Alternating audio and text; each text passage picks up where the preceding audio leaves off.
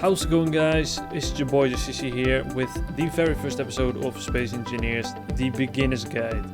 So, in this series, we are going to explore Space Engineers and actually show you how this works, how you build stuff, how to build ships, how to build bases, how power management works. Everything in depth of Space Engineers I am going to show you guys. So, in this episode I want to talk about the basics, the basic movement, the things you need to know of moving around the world, and sort of showing you the scale of the world. So, let's start off with the scale, shall we? So, in spectator mode, which I am in right now, I am going to show you how large Space Engineers is very quickly. So, this is me, this is my character. If I go back to my guy, oh no, F6. You can go into spectator mode by pressing F8, by the way, if that is enabled on your world. You gotta check the advanced settings. F6 is to return to your character. So this is our character, this is how big we are. And then if we go into spectator mode and zoom out, there's a little guy. As you can see, it's let's speed it up a bit. It is, yeah, we can't even see our guys anymore. It's quite large, let's just say that. And there are also other planets that you can explore, and a sun that turns around. I don't think you're able to fly to the sun. I've never really tried it. I think I'll never will. So let's just fly back to where we were. I think we were all over here. Yep, here we are. So, and let's go back into our regular form. So that's sort of the picture you get of how large the worlds are. Okay, so basic movement is pretty pretty straightforward. W is moving forward, S is moving backwards, A and D is moving sideways, and you can hold shift to sprint, spacebar to jump. It's all normal, you know, regular stuff. The mouse to look around. Right, so in order to move a bit more, like a bit better, you can use your jetpack, which is which is used by pressing X. This way you can move around, you can fly around at more, you know, faster speeds. You can turn around, make backflips. Yes, you can even do this on the Earth, but this will consume hydrogen, which we will talk about in a bit. You can switch your camera by pressing V, the V key. So let's talk about the hotbar. The hotbar is at the bottom of your screen, ranging from number 1 all the way to number 0. 1, 2, 3, 4, 5, 6, 7, 8, 9, 0. At the number 0 spot, you can actually see a little hand. That means that if you have something in your hand, so let's say a welder, you press 0, it will empty your hand and you can just walk around without something in your screen, and maybe take a screenshot of something by pressing tab and removing your HUD. Okay, so you can also switch out your hotbars by pressing control and then a number, or holding down control and then pressing a number to switch between various hotbars that you've installed. So you can maybe have one hotbar for building blocks or tools, one hotbar for power things, whatever. It's kind of what you make of it. The little bar you see above the tools, above the 1, 2, 3, 4, 5, 6, 7, 8, 9 and 0, is your inventory bar. It indicates the weight and current amount of stuff you are holding in your inventory. Now in my inventory, when I press I, is not that much. My volume is 408 and my max volume is like millions. Because I'm in creative mode, so therefore it doesn't show any filled up bar, but it's just an empty gray bar. So yeah, press I to open your inventory, and we'll talk a bit more about that a bit later. So right now, underneath the numbers of the hotbar, you can see an N icon. So if I have a block in my hand, so let's say I press 6, and I want to make this sort of synchronized placing, so it also places it over there, so sort of mirroring.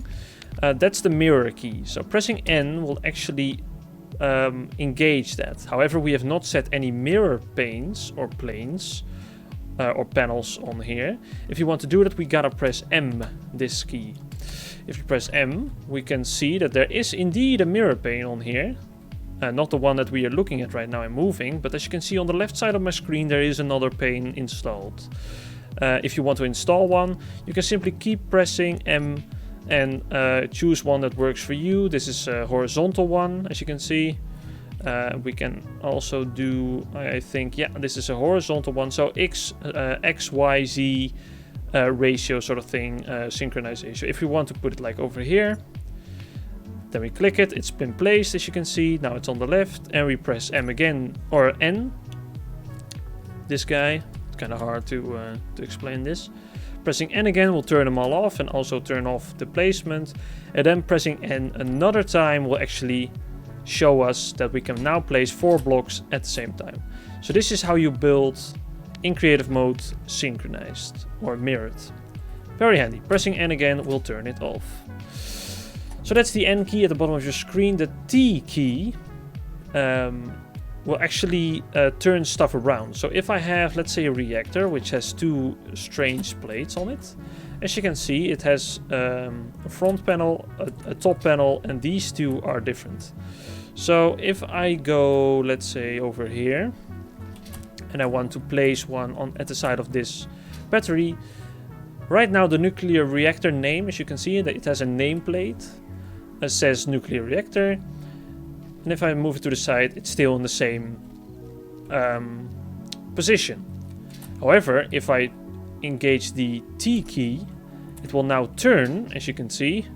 And now the nuclear reactor panel or name is now on the right side of the block. So now it's sideways. Because it has been placed, excuse me, on the side of this battery. So therefore, if we place it this way, so the name is at the bottom, we place it on here, it will now, it usually does it like this. It's kind of wonky. I prefer to like put it off because I always want my builds to be straight up and working like this. So yeah.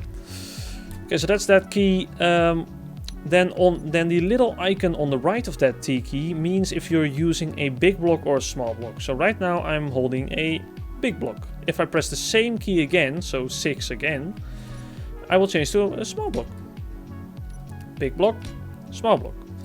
You cannot place big blocks on small blocks, and you cannot place small blocks on big blocks. There is a way to do this, but you need a rotor, and I'm not going to explain how that works because that's incredibly complicated. And I think there's a tutorial on that, but maybe we'll cover it later. So right now, we've covered sort of the basic hotbar. You can also see like gravity and oxygen, the oxygen level and the temperature at the bottom of your screen highlighted in green. And the gravity sort of ball or circle at the bottom right, with artificial gravity and planetary gravity. One thing to note is artificial gravity that you generate yourself will not be able to work if you are in planetary gravity, because it then nullifies it, but that's another thing for another episode. So, at the bottom left of your screen, that's a very important panel. You have a few icons, J, X, O, and L. J is for your astronaut helmet, so you can open it up and you can close it. You want to keep this closed if you are in oxygen like space. I don't know how you say that. If you are in space and there is no oxygen, keep your helmet down and it will consume the oxygen that is in your suit. So carry oxygen bottles with you if you are going to space so you can breathe. You can also pressurize chambers with oxygen, but that's also an advanced topic that we will be discussing later. So that's how it works. And just keep your helmet off, or like open. Let's keep your helmet open when in high oxygen environments, because you'll be able to breathe. X, the next icon, is the jetpack. So when pressing X, your jetpack will activate. You won't go up automatically. You'll just have to press spacebar to go up, C to go down, And then you can move normally with the WASD keys to move around. It's kind of play around. And Q and E is for turning around. So if you gotta go underneath like a little thing here, you can go under there, weld some stuff, and then turn around with E again. Press X and you're good. Very nice. Get comfortable with that when working, because the jetpack is gonna help you out a lot for getting into little places, like welding in little spots that you could normally not get to. And yeah, also for traveling, it's way faster than walking, as you can see. It's almost like you're skating. But be mindful when going very fast, because you can die and there is fall damage in this. So yeah. Right, so that's obviously not the case when in creative mode, because in survival mode you are vulnerable, and in creative mode you can die. So yeah. Next letter is the O letter, or the O icon. As you can see, it's sort of a Wi-Fi icon, and it means broadcasting. So if you are in the range of an enemy antenna, as an example, you will be spotted, and people from that faction and the owner of the antenna will be able to see you on their HUD. So yeah, broadcasting is like sending out a signal, like find my iPad or find my phone. That's 0. I usually keep it off when playing multiplayer, which I normally don't really do. And I keep it on when playing single player, so I can actually find my character when in spectator mode. The L button is flashlight, which I can actually demonstrate is very handy when mining deep under the surface. Because yes, in Space Engineers you can dig into this entire planet and into asteroids and whatever. So I have this drill here, and if we go down here you can see that it starts to become really freaking dark, and I can't see shit down here. So if I press L, you can see my flashlight comes up. Really handy when drilling down, searching for ores, and genuinely just exploring dark places. Or if you are at the dark side of a specific planet, let's say for the moon, you are at the dark side where there is no sun, it's always handy to put your flashlight on, so you won't, yeah.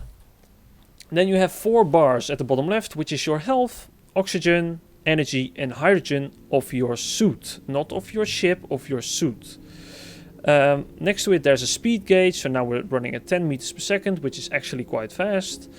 And now we're walking at 6 meters per second, and now we're standing still 0 meters per second, quite easy. Then the Z icon, the dampeners on icon, that's next to the speed gauge, is actually a very important part. If you have your jetpack engaged or you're in a ship, inertia dampeners are dampeners that actually help stabilize your ship or make it hover. The same goes for your jetpack. When flying around, right now I'm hovering because my dampeners are on. This means that your jetpack will compensate any gravitational pull or speed that it is going in. If I go forward now and I release the W key, I will come to a stop automatically. If I go backwards, it will automatically adjust, so it lets me stop. It's kind of a braking mechanism. If I turn it off, I will drop down to the floor, because it no longer helps with stopping the gravitational pull. If I turn it on again and I go up, as you can see, I will fly. Also, if I go forward now and I press C, I will drop down and I will no longer be stopped unless I turn it on again. Yes, so that's inertia dampeners, very important when flying ships and in planetary areas, because if you do not keep your dampeners on and you leave your cockpit while you think you are hovering, the ground will come at you at very quick pace. Alright, so now about equipping stuff, grabbing stuff or whatever. So, in survival mode you can only equip whatever is in your inventory. Or you can equip blueprints that are these. Opening this icon, or this menu, is the letter G by default. Opening G will open this menu. On the left you can see different tabs. Block weapons, so these are things you can place on ships and on stations. These are also for ships and stations, etc, etc, etc. These are for your character tools, emotes, armor blocks, everything is in here. Then what you want to do, let's say we want to build some stuff. We are currently in creative. Let's grab some light armor blocks. Boom, boom, boom, boom. As you can see, it's quite easily. Select it by pressing 6. So we're empty-handed now. Press 6. Left click, left click, left click. Right click. Oh. Right click, right click, right click, right click, right click, right click. Removing is with the right mouse button. Placing is with the left mouse button. Place, delete. Quite easy. Now if you want to place multiple things, I recommend you fly up because this will require some movement. Hold down Control. And then with your left mouse button, hold down your left mouse button. Move to a specific area with your cursor or with your camera. Then you can see total blocks 7, 8. Release your left mouse button and you've placed a line. This cannot go like in a sort of rectangular shape. You will have to go in a line. If you want to build a rectangle from this, do the same thing. Hold Control and Shift. Control and Shift held down. Do the same with your mouse and move your camera. And as you can see, we can now place an entire rectangle. So Control will wait a second. Only holding down Control will place down lines. Holding down Control and Shift will place rectangles.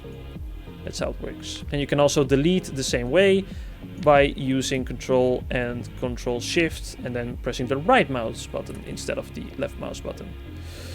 Right, I think that's clear. Most blocks also have a little plus icon next to it. That means that there are multiple versions of it. So if we grab the large high hydrogen thruster and we want to place it down, boom, there you go. Now it's a big one. If we press 7 again, because it's in our 7 slot, we will get the small variant. There you go. Plop. And if we press, let's see, if we press 7 again, it will turn to its other variant. At 6, you can also scroll to get other variants. And 7, I think that's the same thing. Yeah. But for blocks and armor blocks, if you scroll, you get different shapes. Let me get it. Can I take it closer? There we are. If we scroll, we can get different shapes like point, a slope, corner, etc. So scrolling and pressing the thing again. So the hotbar slot, I think you call it. Yeah, I guess so. Will actually change or give you another variant of that specific block. So yeah, that's basically everything. I just want to talk about one more thing, which is rotating blocks. This is a very important part as well. This is a small hydrogen thruster, and let's say we want it to go at all specific sides of this pillar here. If we want to rotate our guy, right now he's not correctly configured. He's facing downwards and we want him to face that way. So what we can do is use the Insert, Home, Delete, and Page Up and Page Down keys. They are usually located near your numpad, so on the right side of your keyboard, and those you use to move around your blocks. Now of course you can reassign these in the controls menu, so if you do not have a numpad, no worries, you can assign them to other keys and then you can turn them around. So now that we've turned them around, we can actually let it face that way. Here again, I use the delete button to move them around, delete again, delete, oh, and now we've put them on all different faces of that pillar. This is something that you gotta like practice a bit. Oh yeah, another thing to know, if you remove a block, it will fall. It will not stay up like Minecraft, that does not work. If you remove the intermediate thing, it will actually fall to the ground, which can be quite catastrophic when working at like skyscrapers and stuff. So yeah, that's the thing to keep in mind. How tools work, I'm gonna quickly go over tools. They are quite standard, quite easy to use. Your welder builds stuff, your grinder demolishes stuff and actually dismantles them, so you get the stuff back. Your drill drills stuff, but do not dismantle stuff with your drill because you won't get any stuff back. Use the grinder to grind base parts. Use the drill only for digging into voxels and land. So, the gun is straightforward. If you have ammo, you can shoot. It's quite accurate, and you will need it if you are going up against alien life forms, which there are, especially on other planets. So, that will be it for this episode. These were the basics of Space Engineers. I hope they were quite clear. Yeah, if you enjoyed this episode, leave a like. If you still have some questions about this topic, leave them in the comments below. Subscribe if you want to, and I hope to see you guys in the next episode where we will be taking a look at different kinds of blocks. Peace!